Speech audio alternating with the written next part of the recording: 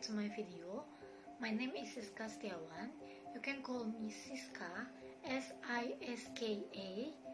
My study number is 2019-50094.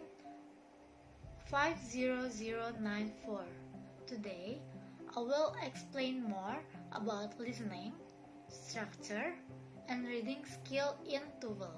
First of all, I want to explain listening skill 16 about focus for 2 and 3 part verbs. In this section, we have some strategies to help us answer the question. First, 2 and 3 part verbs are expressions that include a verb and one or more particles. Second, the particle changes the meaning of the verb. Third, the question can be difficult. Why?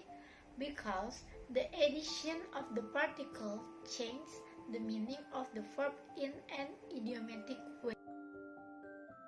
To answer the question, we have to listen short conversation.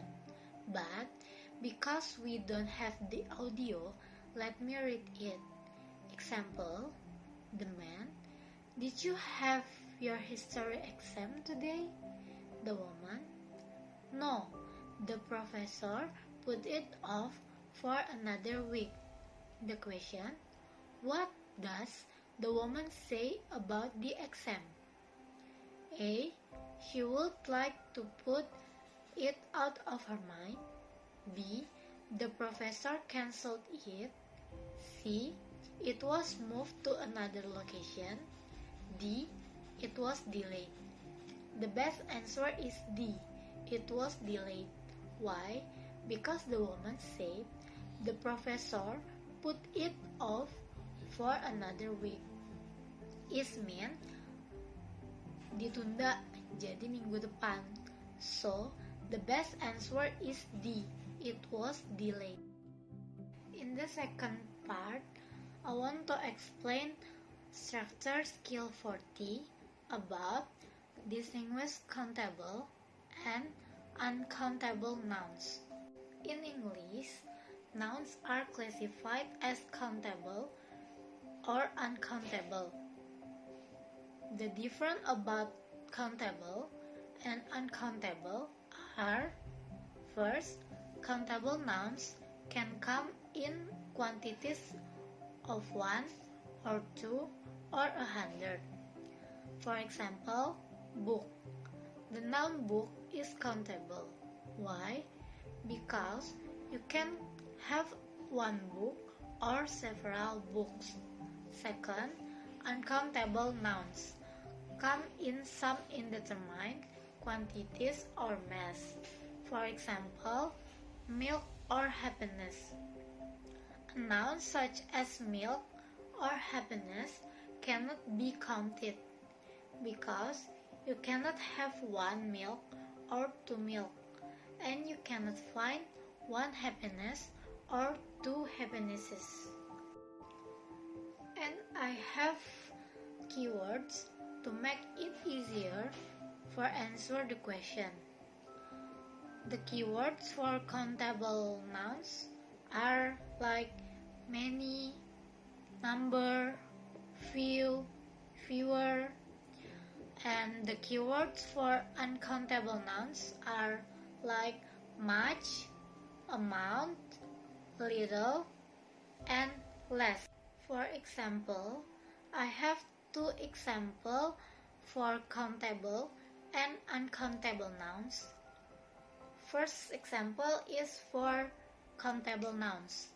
The example is, because the bottom corner of the pocket was torn, many coins fell out. The example is countable because coins can count. The second example is for uncountable. The example is, she didn't have much fun at the movies. The example is uncountable because fun cannot count. The last part, I want to explain reading skill 11 about use context to determine meanings of simple words. In this section, we have to identify the question. How to identify the question? First, what is the meaning of blank blank blank? Second, which of the following is closest in meaning to? Third, the word blank in line blank could best be replaced by? Where we can find the answer? The question usually tells you in which line of the passage the word can be found. After we identify the question and after we find the answer, we can answer the question. How to answer the question? First, find the word in the passage. You can read the passage. Second, read the sentence that contains the word carefully. Third, look for context clues to help you understand the meaning. Fourth, choose the answer that the context indicates. For example, I have short story. I can read this for you. Faced with serious threats to its future, the company is taking steps to improve its outlook. The company has brought in a new crop of trainees to staff some of its empty positions. In addition, the company has created a new committee to research various proposals and has appointed a key member of its management team to chair the committee. The question, the word steps in line 1 could best be replaced by A. Stairs, B. Walks, C. Actions, D. Footprint. The best answer is C. Actions.